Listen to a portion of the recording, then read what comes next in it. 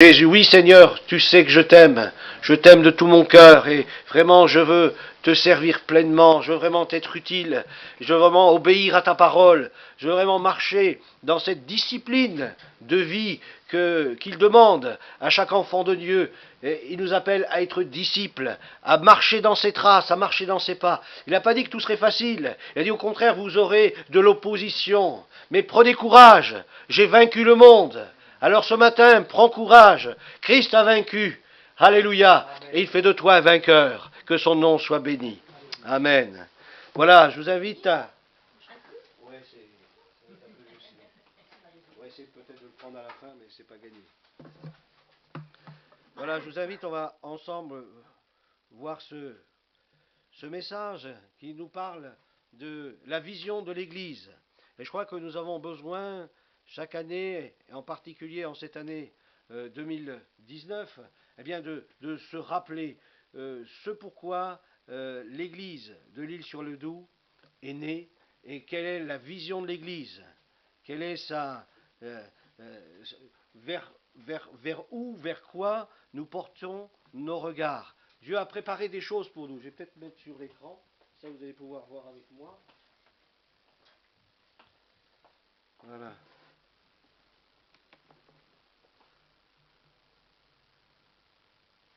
Voilà, ça marche. Hein. La vision de l'Église. Je crois que c'est important d'avoir une vision.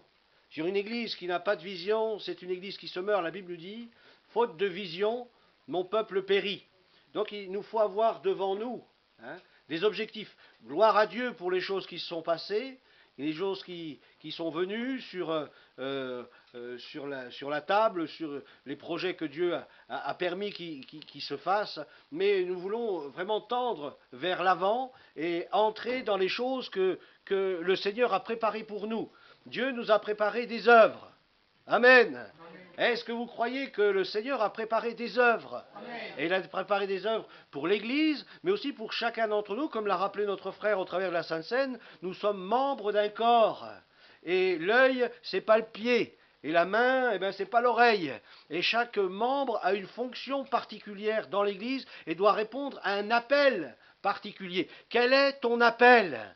Dieu ne t'a pas sauvé pour que tu restes sur une chaise et tu attendes que le temps se passe jusqu'à ce que Jésus revienne. Non, le Seigneur t'a appelé à un projet, t'a appelé à entrer dans un plan particulier pour toi. Alors je ne sais pas, peut-être quelqu'un dirait, oui mais moi je sens plutôt que le Seigneur m'appelle à être un intercesseur, à quelqu'un qui prie sans cesse, qui vraiment se tient, parce que j'ai mon cœur qui brûle et constamment, j'ai des sujets de prière qui viennent et je prie le matin, je prie la nuit, je prie le midi, je prie l'après-midi.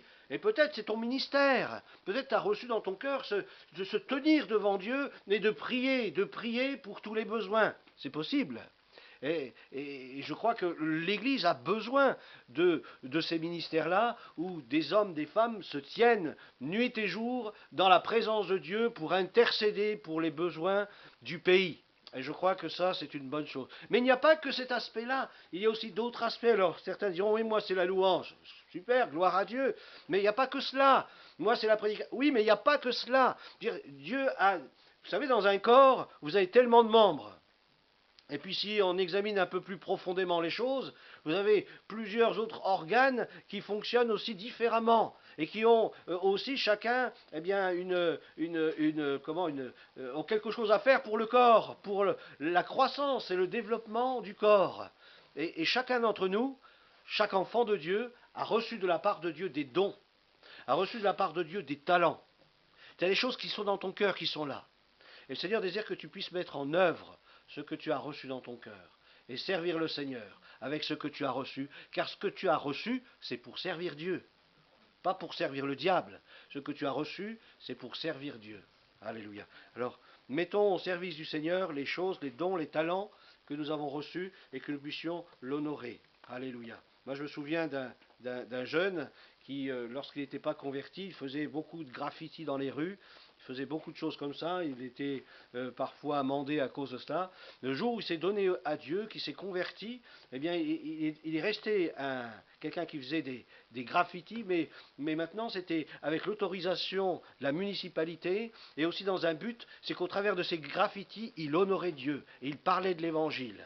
Alors d'autres, ce sont des artistes peintres, d'autres, ils font toutes sortes de plein de choses, et je crois que Dieu veut utiliser tous ses dons, tous ses talents pour sa gloire. Hein, avant, peut-être qu'on honorait Dieu on n'honorait pas Dieu avec nos talents, on honorait plutôt le diable. Mais maintenant que tu t'es donné à Jésus, ce que tu as reçu, ben maintenant il faut t'en servir pour que ça puisse honorer Dieu et que ça puisse servir à son œuvre pour le salut des âmes. Je me souviens, il y a plusieurs années en arrière, il y avait quelqu'un qui avait mis en dessous d'un pont « Jésus t'aime ». Bien, je peux vous dire, il y a des millions de gens qui ont vu « Jésus t'aime ». Et il y a même des personnes qui ont rendu témoignage, qui se sont convertis parce qu'ils avaient vu sur ce mur, un jour où ils étaient dans la détresse, où ils partaient en vacances, où ils ne savaient pas trop où ils allaient, et puis ils ont vu Jésus t'aime, ça a percuté leur cœur, et ils sont venus à l'évangile. Alors celui qui a fait ça, béni soit Dieu, hein, le Seigneur l'a inspiré et l'a conduit dans son don artistique à faire une gravure sur ce mur. Alors même si par après, elle a été enlevée, peu importe, elle a fait son temps, elle a fait son œuvre, et des âmes au travers de cela ont pu être sauvées. Dieu a différents moyens, le Seigneur a différents moyens, et Dieu t'a donné des choses, eh bien prie, Seigneur, conduis-moi, tu vois ce que j'ai reçu comme don, comme talent, Seigneur, je veux te servir. Ça, c'est la première chose à dire. Seigneur, je veux te servir, et je veux vraiment servir à la gloire de ton nom, pour que des âmes soient sauvées. Alléluia. Alors j'avais fait ce petit dessin, j'avais reçu une vision d'un arbre où l'on voyait les racines, et donc j'ai découpé cet arbre en plusieurs morceaux pour expliquer le développement, ou l'enracinement, le développement, la production et la reproduction. Une église, elle doit être vivante. Hein, une église qui n'est pas en mouvement, eh bien, c'est une église qui est morte et qui a besoin d'être vivifiée par le Saint-Esprit pour entrer dans une vision qu'il appelle à la croissance. Dieu nous appelle à la croissance. Je ne sais pas si vous étiez au courant, mais au départ, quand on a commencé l'église ici à l'Île-sur-le-Doubs, on était 3 ou 4, quelques-uns. Hein, et s'il y aurait toutes les personnes qui ne sont pas là ce matin seraient présentes, eh bien, il y aurait quand même pas mal de monde. Et sans compter celles qui viendront par la suite et qui vont se donner au Seigneur. Parce que nous croyons que Dieu appelle une multitude d'âmes. Alors, on va commencer peut-être par les racines. Ça nous parle de l'enseignement. Une église qui est portée vers l'avant, une église qui est portée vers la vie, vers la production, la reproduction, doit avoir de bonnes racines. C'est ce qu'il faut développer le plus. Parce que lorsque vient la tempête, s'il n'y a pas de racines, eh bien, l'arbre est enlevé, l'arbre est déraciné. Il nous faut avoir des racines profondes. Et j'ai noté 3 éléments importants dans la vie chrétienne qui doivent être profondément ancrés dans notre vie. C'est tout d'abord l'enseignement. Dans Matthieu chapitre 28, allez, faites de toutes les nations des disciples. On a besoin de devenir des disciples, pas de Yannick Alexandre, mais de Christ, et de suivre Jésus, et de recevoir l'enseignement de Jésus. Et c'est important de prêter l'oreille à ce qui est prêché, à ce qui est annoncé, à ce qui est enseigné. Je vous invite à cela, à participer avec nous aux réunions du mercredi soir, où là on fait l'étude biblique, et là on approfondit les choses, et on voit s'il y a des divergences, et ça permet de remettre un peu les choses à plat, à la lumière de la parole de Dieu. Alors, l'enseignement, combien c'est important pour avoir une église qui soit stable. La stabilité, l'enseignement, avoir un enseignement commun, un enseignement qui nous unit, un enseignement sur lequel on peut s'appuyer parce que c'est l'enseignement de Christ, de la parole de Dieu. La suite de ce verset nous dit « Enseignez-leur à observer ce que je vous ai prescrit ». Ce qui veut dire, c'est que la parole de Dieu, ce n'est pas simplement remplir notre tête, remplir nos oreilles, mais aussi nous mettre en action. Parce que l'enseignement, sans la pratique, ça ne sert à rien. Donc, pour que l'enseignement ait toute sa valeur, il faut que l'enseignement soit mis en pratique. Parce que si tu connais plein de choses, mais que tu ne les mets pas en pratique, eh bien, tu ne vas pas aller bien loin. Hein, et ça, c'est bien dommage. Mais la Bible nous dit, vous êtes heureux, pourvu que vous les mettiez en pratique. C'est-à-dire que si je ne mets pas en pratique la parole de Dieu, je risque d'être malheureux. et dire que la vie chrétienne, c'est bien difficile. Et puis, là, je traîne un peu les pieds et j'ai du mal d'avancer avec Dieu. Oui, pourquoi? Parce que peut-être tu ne mets pas en pratique la parole de Dieu. Tu n'as pas mis des priorités dans ta vie. Obéis-moi, dit le Seigneur. Obéis à ma parole. Et puis, lorsqu'on obéit au Seigneur, eh bien, il y a la joie du Seigneur qui remplit notre cœur. Heureux serez-vous lorsque vous mettrez en pratique ce que je vous ai enseigné. La vie de l'esprit, quelque chose aussi qui est importante dans notre communauté, c'est la présence et l'action du Saint-Esprit au milieu de nous. Et ce verset nous dit dans Éphésiens 5, versets 17 à 18, « C'est pourquoi ne soyez pas inconsidérés, mais comprenez quelle est la volonté du Seigneur. Ne vous enivrez pas de vin, c'est de la débauche. Soyez au contraire, être remplis de l'Esprit, c'est ce à quoi Dieu nous appelle. Mon frère, ma sœur, Dieu veut que tu sois rempli du Saint-Esprit. Qu'il n'y ait pas quelques gouttes, que tu ne sois pas rempli jusqu'à la taille, mais que tu sois rempli jusqu'à déborder, afin que Dieu puisse t'utiliser. Parce que lorsque je suis rempli du Saint-Esprit, eh bien Dieu peut se servir de moi. C'est-à-dire que je me soumets à son autorité, je m'abandonne à lui. Vous vous souvenez, ce texte de la parole de Dieu, il nous est dit qu'il entra dans l'eau jusqu'aux chevilles, jusqu'aux mollets, etc., aux cuisses, et puis à un moment donné, bien, il a bien fallu qu'il se lâche. Le prophète, c'était une vision, et je crois qu'aujourd'hui, elle est toujours valable. Cette parole de Dieu est toujours valable aujourd'hui, et lorsque nous nous abandonnons dans les bras du Seigneur, eh bien là, il nous conduit plus loin. Il nous conduit dans le courant de son esprit, et bien là où nous devons aller. Et ça nous parle de cette soumission au Saint-Esprit. Et pour être soumis au Saint-Esprit, il nous faut rechercher à être remplis du Saint-Esprit. À ne pas être remplis de notre intelligence, pas être remplis de nos conceptions, de nos mentalités, de nos raisonnements, de nos traditions, mais être remplis du Saint-Esprit. Comme j'ai dit tout à l'heure, le Saint-Esprit, il nous enseigne. Le Saint-Esprit, il nous conduit dans toute la vérité. Le Saint-Esprit, il nous avertit. Le Saint-Esprit, il grave dans nos cœurs la parole de Dieu. Vous savez que dans l'Ancienne Alliance, la parole de Dieu était gravée sur des pierres. Mais Dieu a changé nos cœurs de pierre et il a mis en nous des cœurs de chair. Et sa parole est gravée dans des cœurs de chair. Et je n'obéis plus à Dieu parce que je dois obéir, mais je le fais simplement par amour, parce que je sais qu'il m'a aimé. Et ce n'est pas difficile pour moi d'obéir à la parole de Dieu à partir du moment où je le fais par amour. Et ce n'est plus par contrainte. Je ne suis plus sous la loi, mais je suis sous la grâce. Et cette grâce me conduit, eh bien, à me sanctifier. Cette grâce, cette onction m'enseigne à renoncer aux choses de ce monde et à le suivre lui et à me laisser porter dans ce torrent d'amour qui est le Saint-Esprit. Au chapitre 6, verset 18 des Éphésiens, faites en tout temps, alléluia, en tout temps, par l'Esprit. On dit, mais c'est quoi? Qu'est-ce que ça veut dire par l'Esprit? C'est-à-dire que le Seigneur, lorsqu'il nous baptise dans le Saint-Esprit, quelque chose se passe. C'est-à-dire que d'un seul coup, il y a quelque chose qui se passe, je me mets à parler en langue. Alors au départ, pour certains qui n'ont pas connu l'enseignement apostolique, ils se demandent qu'est-ce que c'est ce langage que je ne comprends pas. Eh bien la parole de Dieu nous dit que je prie, que je loue, que j'intercède ou que j'adore. C'est un langage spirituel. Un langage spirituel. C'est le langage du Saint-Esprit. Et lorsque nous commençons à parler en langue, eh bien quelque chose se passe. Il y a des prières qui montent vers Dieu. Il y a de l'intercession, il y a de la louange, il y a l'adoration. Et l'Écriture nous dit, faites en tout temps par l'Esprit. Donc là, tu n'as pas besoin de faire marcher ton intelligence, mais il te suffit simplement de parler dans les langues nouvelles. Et lorsque tu parles dans les langues nouvelles, peu importe si tu es en train de faire ta vaisselle, peu importe si tu es en train de conduire ta voiture, peu importe si tu es au travail, peu importe si tu es dans le noir, couché, peu importe l'endroit, le lieu, tu pries, tu intercèdes, tu loues et tu adores Dieu. Alors dans d'autres textes, il nous est parlé aussi de chanter par l'Esprit. Je n'ai pas mis tous les versets, sinon j'aurais plus assez de place sur ma page. Là. Alors, mais on peut aussi louer par l'Esprit en chantant. Et vous savez que les psaumes, à l'origine, ce sont des prières, des louanges, c'était chanté. Hein, et on peut aussi, au travers du parler en langue, eh bien, chanter des prières en langue, ou louer des louanges en langue, etc. C'est pour ça que c'est important de se laisser remplir du Saint-Esprit et de prier par l'Esprit, de se laisser conduire par le Saint-Esprit en tout temps.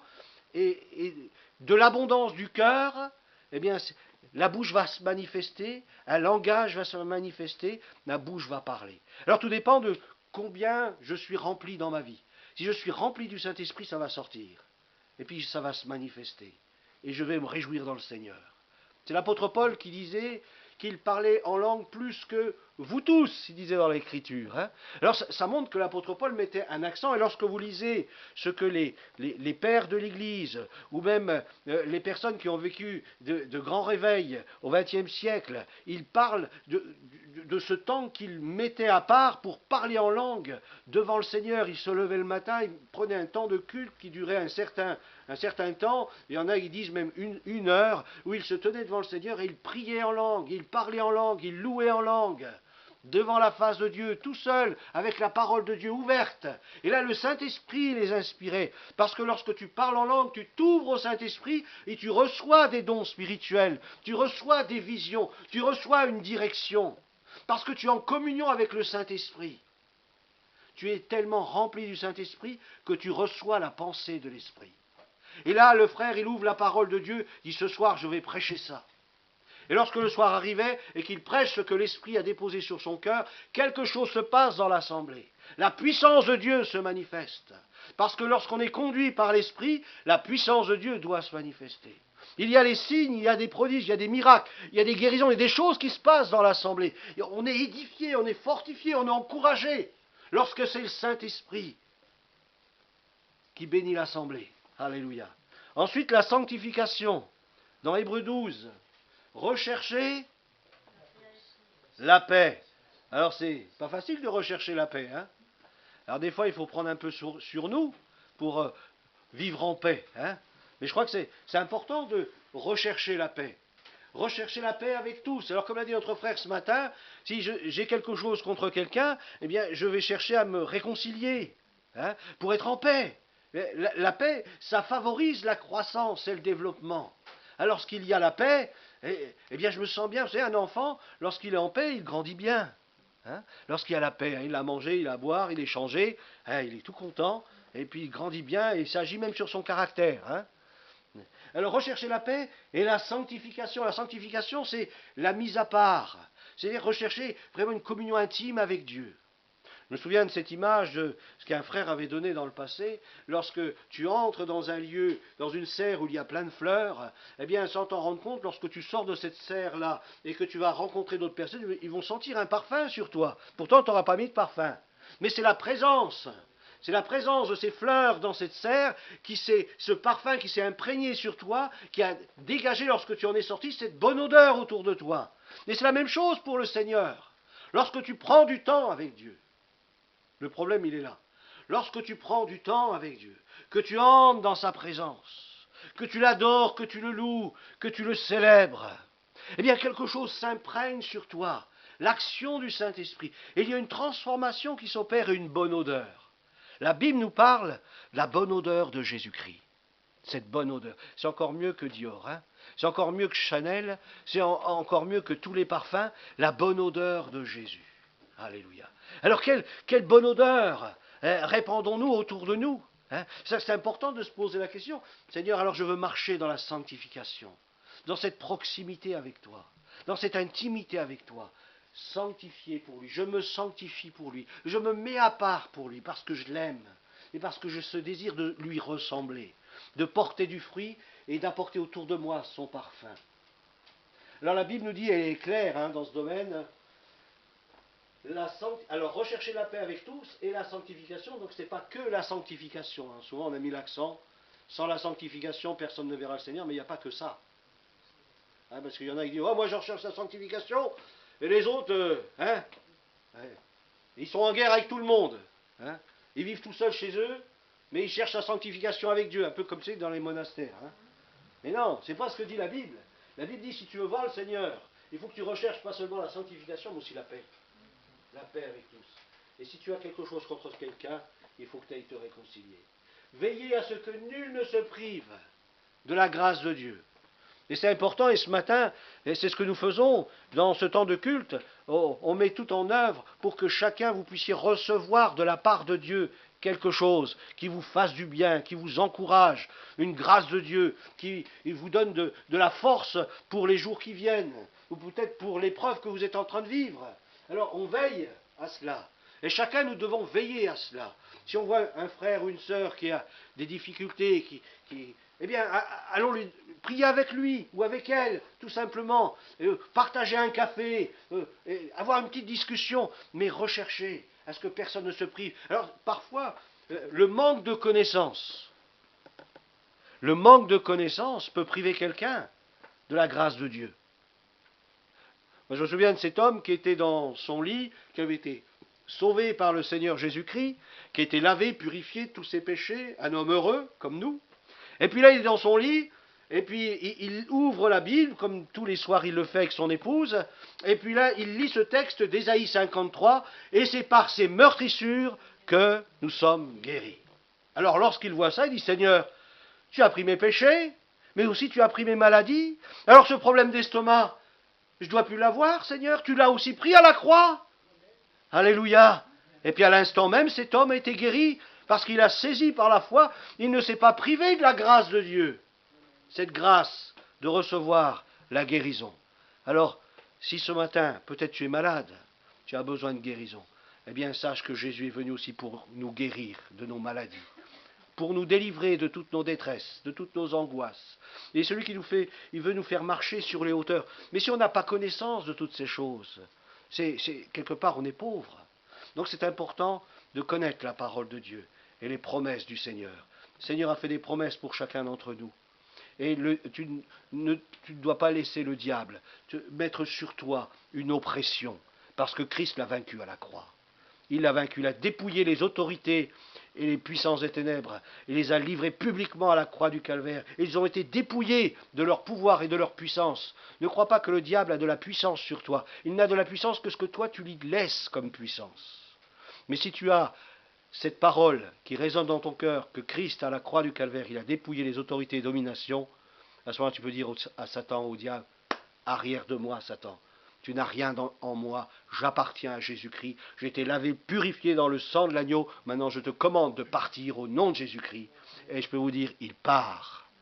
Il y a une chose qu'il a en horreur, c'est qu'on lui rappelle le sang de Jésus-Christ. Il n'aime pas du tout le sang de Jésus parce que ça parle du pardon, ça parle de la réconciliation, ça parle de la nouvelle naissance, ça parle de celui qui l'a vaincu sur le bois de la croix du Calvaire, Jésus-Christ, le Fils de Dieu. Alléluia.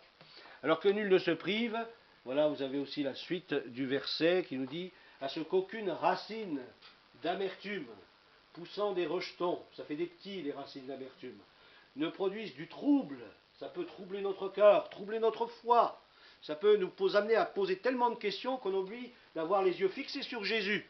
Ça nous perturbe. Alors ces choses-là, il faut les mettre dehors. Il faut veiller à ce qu'aucune racine d'amertume poussant des rejetons eh bien, produise du trouble dans nos vies.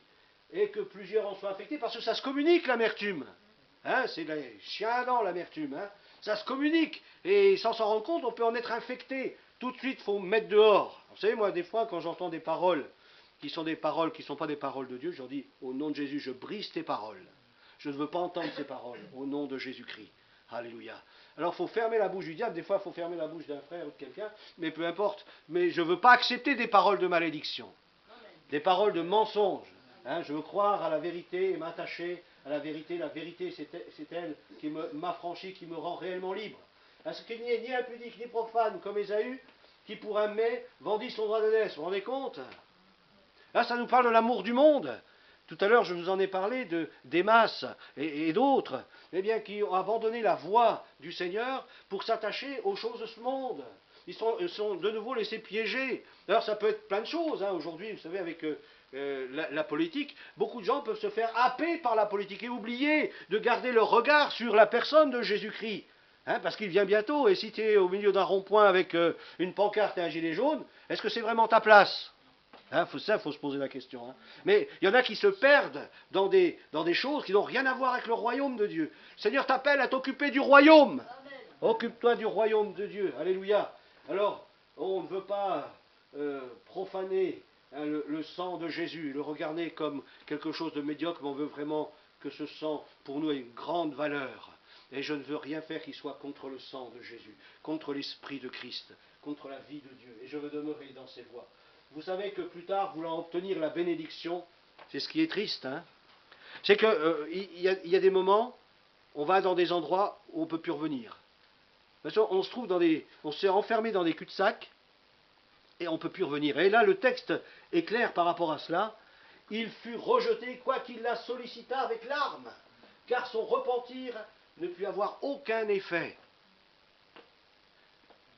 Hein? Alors, peut-être, si ça a été possible pour Ésaü, peut-être parce qu'il demandait pardon de sa bouche, mais son cœur. Hein? C'est peut-être pour ça aussi, hein, qu'il n'y a pas eu d'effet. Parce que Dieu est près de ceux qui ont le cœur brisé, mais Ésaü n'avait pas le cœur brisé, mais c'était juste des larmes un peu émotionnelles. Il n'y a pas de vrai repentir. Hein? C'est juste des regrets. Mais ce n'est pas les regrets que Dieu pardonne, c'est une véritable repentance que Dieu pardonne. Voilà, on va terminer avec ce passage-là. Le tronc, on a fait les racines. Le tronc, bon, la prochaine fois on verra le reste. Hein. La communion fraternelle, le tronc, vous savez, c'est l'endroit où c'est le plus resserré de l'arbre. Hein, vous savez, les racines, elles partent un peu, s'écartent, mais le feuillage, les branches s'écartent aussi. Mais le tronc, il reste solide, uni. Et ça nous parle de la communion fraternelle. L'unité du corps de Christ, de ce que nous sommes. Il nous faut partager les choses. Vous comprenez le mot partager? Il nous faut partager les choses. Voilà, il faut avoir des relations. Hein, il nous faut communiquer. Communion, communiquer. Et c'est important de parler les uns avec les autres. Aujourd'hui, les chrétiens ils ne parlent plus les uns avec les autres. Hein. Dès que le culte est fini, pof, on taille. Et puis le dimanche prochain, on revient un peu avant que le culte ait déjà commencé. On arrive. Il n'y a plus de partage. On ne peut plus partager. On peut plus. Voilà. Et ça, c'est dommage. Il faut communiquer. Parce que le corps, il communique. Hein. Hein, le sang, il circule dans tout le corps. Le corps, il communique entre les différents organes, entre les différents membres. Hein, c'est vrai, on ne s'en rend pas compte, mais quand je fais ça, il y a tout un truc qui se passe. Hein. Il y a le cerveau qui envoie une information, qui dit gratte-toi la tête, etc. Non, mais vous imaginez pas. Je n'ai pas décidé de me gratter la tête. C'est voilà, il y a toute l'information qui est venue. Et c'est vrai, on a besoin d'avoir des communications ensemble. Parce que lorsqu'on communique, après on fait les choses naturellement. C'est-à-dire que je sais que mon frère il a des problèmes ou ma soeur a des problèmes, et puis c'est naturellement après qu'on se voit et puis qu'on prie ensemble, ça devient des choses, on pourrait dire, un peu automatiques.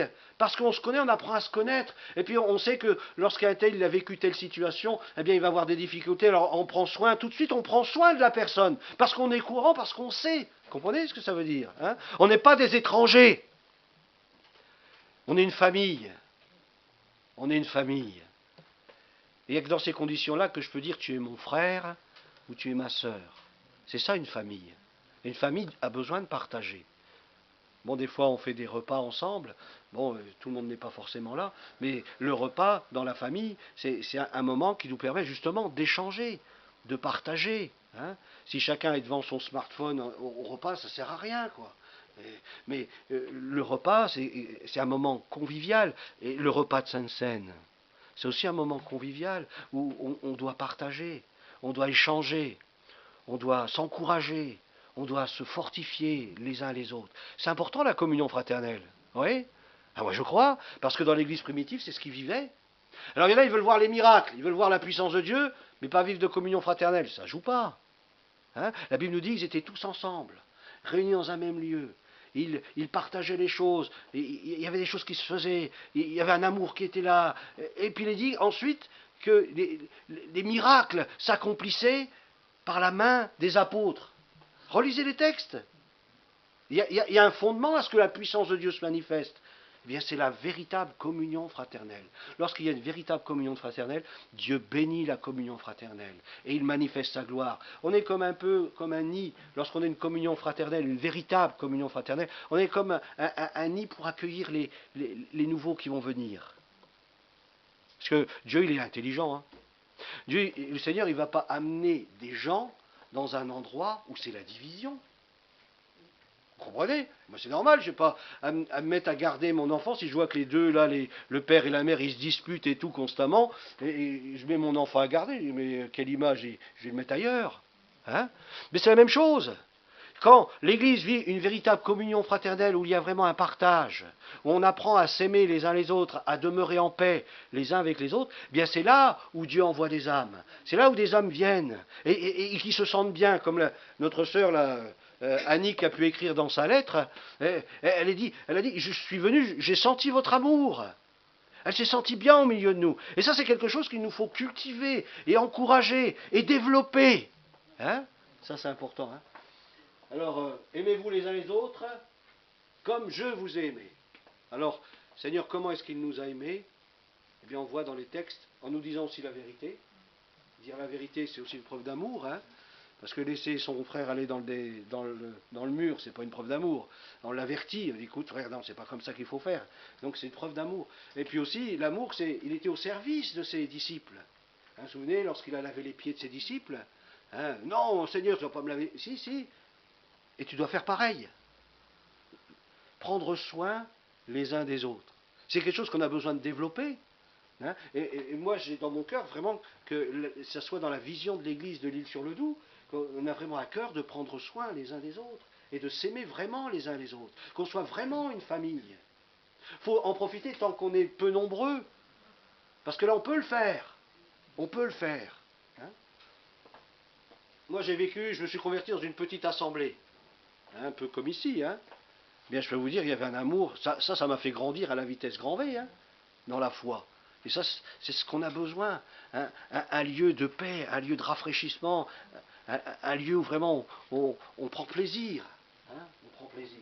Unité de la foi, Éphésiens 4,13, jusqu'à ce que nous soyons tous parvenus à l'unité de la foi et de la connaissance du Fils de Dieu, à l'état d'homme fait. Alors c'est peut-être la fin du verset qu'on n'aime pas. Hein. À la mesure et à la stature parfaite de Christ. Le Seigneur nous appelle à devenir comme lui. Alors bien sûr. Mais bon, il ne faut pas se décourager parce qu'on sait que c'est difficile. Hein. Mais Dieu nous appelle à aller dans cette direction-là. L'unité de la foi, hein, la connaissance du Fils de Dieu. Une foi qui nous est commune. On croit dans la même chose. Ça, c'est important. Hein. Si on commence à croire autre chose, non, moi, je crois qu'il faut prier Marie parce que c'est quand même la mère de Jésus. C'est quand même important. Je crois qu'il doit écouter sa mère, Jésus. Ah ben non, là, à ce moment-là, je crois qu'on est un peu à côté de la plaque. Hein. La Bible nous dit qu'il n'y a qu'un seul médiateur entre Dieu et les hommes, Jésus-Christ, homme. Donc la parole de Dieu nous remet dans les droites lignes dès qu'on commence à avoir des croyances qui ne sont pas forcément la foi. Alors, une foi commune dans la connaissance du Fils de Dieu, de connaître Christ, lui et la puissance de sa résurrection. Se connaître Jésus, ça amène la vie. Vous comprenez ce que je veux dire? Ça amène la vie. Connaître Jésus, ce n'est pas d'une manière intellectuelle. Comme disait l'apôtre, maintenant, si nous l'avons connu sur la chair, ce n'est plus maintenant de cette manière-là que nous le connaissons. Et maintenant, nous le connaissons comme le Christ ressuscité, et qui donne la vie à son Église, et qui veut communiquer la vie à chacun de ses enfants, à chaque membre de son corps. L'unité de l'esprit, conservez, Éphésiens 4,3, vous efforçant de conserver l'unité de l'esprit par le lien de la paix. Hein, on reprend un peu la paix qui était marquée au départ, au niveau des racines. La paix, elle doit parcourir tout l'arbre. Elle doit parcourir toute l'Église. Elle doit parcourir, que ce soit dans tous les niveaux, la paix. Christ est notre paix. Et là où il n'y a pas la paix, eh bien il y a du désordre. Là où il y a la paix, il n'y a pas de paix, il y a du trouble. Là où il n'y a pas de paix, eh bien on ouvre la porte à n'importe quoi. Donc c'est important qu'il y ait la paix. Et c'est dans cette paix-là que la croissance se manifeste, lorsqu'il y a la paix. Alors vous efforçant de conserver l'unité de l'esprit par le lien de la paix, je sais que ce n'est pas toujours facile. C'est pas toujours facile, mais lorsqu'on va dans ce sens-là, vous savez, la parole de Dieu nous parle que le Seigneur il vient pour émonder. Et des fois on n'en parle peut-être pas assez. Mais il émonde. Pourquoi? Mais pour porter encore plus. Alors des fois, émonder, on raccourcit l'arbre, si vous aimez mieux. Hein. Moi j'essaie, je l'ai vu dans mon verger, quand j'ai commencé à couper les branches. Alors au début j'étais un peu triste, je dis, oh le petit arbre, et d'un seul coup il est devenu tout petit. Hein. Mais les temps qui ont suivi, il a porté plein de fruits. Alors des fois, il faut accepter que Dieu émonde. Alors il peut émonder notre vie, mais vous savez qu'il peut aussi émonder l'assemblée. Réfléchissez à ça, ça c'est important. Il peut aussi émonder l'assemblée. Pourquoi? Pour qu'il y ait encore davantage de fruits qui viennent. Pour qu'il y ait encore plus de choses qui apparaissent. Moi je bénis le Seigneur pour les temps que nous vivons aujourd'hui. Parce que, comme je l'ai entendu dire, et comme je l'ai pensé aussi dans mon cœur, on a tourné une page sur quelque chose, sur un passé. On a tourné une page, et là on s'oriente vers autre chose de meilleur, sur le programme divin. Il a fallu tout un temps où il y a une œuvre, c'était pas facile, il y a eu des combats, des luttes, etc. Mais maintenant, moi je crois, la page est tournée et une autre page s'ouvre. Et je me réjouis pour ce qui est en réserve pour l'Église. Et je veux que vraiment toutes les assemblées qui nous entourent, à un moment donné, puissent nous envier. Et dire, ouais, l'église de l'Île-sur-Loup, c'est vraiment une bonne église, une bonne assemblée, où il y a vraiment la paix, où il y a la joie, où il y a la puissance de Dieu qui se manifeste, où il y a un enseignement qui est clair. Et ça, je souhaite de tout mon cœur. Est-ce que vous le souhaitez aussi? Amen. Voilà, donc on verra la prochaine fois les autres parties de l'arbre. Mais combien c'est important, on va prier ensemble. Et puis s'il y a des personnes qui souhaitent la prière, je vous inviterai à vous approcher, et puis on priera avec notre frère. Juste une petite information que vous le sachiez, j'ai eu donc Famara ce matin au téléphone, donc c'est le frère qui vient prêcher dimanche prochain, qui est donc membre de l'église du Cep de Porrentruy, qui fait partie aussi des anciens. Donc il viendra, et pendant qu'il sera là, on établira des anciens sur l'église, officiellement, avec des diacres. Alors il y a 2 anciens qui seront nommés, notre frère Michel Gaudron, et notre frère aussi Christian Balland. Donc ils seront reconnus comme anciens sur l'Église officiellement. Aussi, donc il y aura 3 diaconesses qui seront reconnues aussi sur l'Église. Il y aura notre sœur Monique, avec qui nous prierons, notre sœur aussi Marie-Christine, qui est trésorière de l'Assemblée, et puis aussi notre sœur Fernande Balland, qui s'occupe aussi du partage biblique entre les femmes. Donc là, il y aura une reconnaissance qui sera officielle, qui permettra aussi à l'Assemblée de voir les personnes dans l'Église, eh bien, qui sont des responsables de l'Église et des référents. Et nous avons besoin de ça, et vous allez voir, ça va donner une croissance à l'Église. Et d'autres ensuite vont s'ajouter. On va retrouver d'autres, des anciens qui vont se lever, on va retrouver aussi des diaconesses ou des diacres. Mais ça, c'est... Là, je veux dire, vraiment, on démarre quelque chose de grand et de glorieux. Alléluia. Et on veut se réjouir de cela. Amen. On va se lever ensemble, on va remercier le Seigneur. Notre Dieu, notre Père, nous voulons te bénir pour les choses que tu as mis en réserve pour chacun d'entre nous.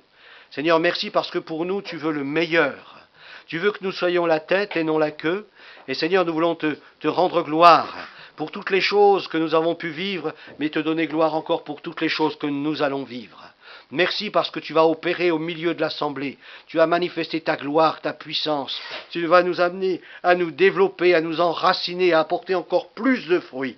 Seigneur, merci parce que tu fais tout à merveille, mais tu le fais, c'est vrai, en son temps. Mais Seigneur, c'est pas nous le maître du temps, c'est toi qui es le maître du temps. Et Seigneur, nous voulons nous confier en toi et te remercier d'avance pour tous ceux et celles qui vont se lever pour te servir et pour mettre au service de l'Église les dons, les talents qu'ils ont reçus. Te prions pour que cette ville de l'Île-sur-le-Doubs et toute cette région alentour puisse entendre parler de l'Église de l'Île-sur-le-Doubs comme une Église vivante, une Église où la puissance de Dieu se manifeste, où un témoignage chrétien est réellement affiché et correspond réellement à l'Évangile. Seigneur, nous voulons te bénir pour ces temps que tu nous donnes de vivre, et nous voulons nous attendre à toi dans tous les domaines de notre vie, parce que en toutes choses nous dépendons de toi, et nous te demandons, Seigneur, de nous remplir tous du Saint-Esprit, qu'il n'en ait aucun qui ne puisse manquer à être rempli du Saint-Esprit, et que nous soyons dans l'abondance, et que des dons spirituels soient communiqués à l'Église, afin que l'Église en soit édifiée pour donner gloire à ton nom, dans le nom de Jésus. Amen. Amen. Gloire à Dieu.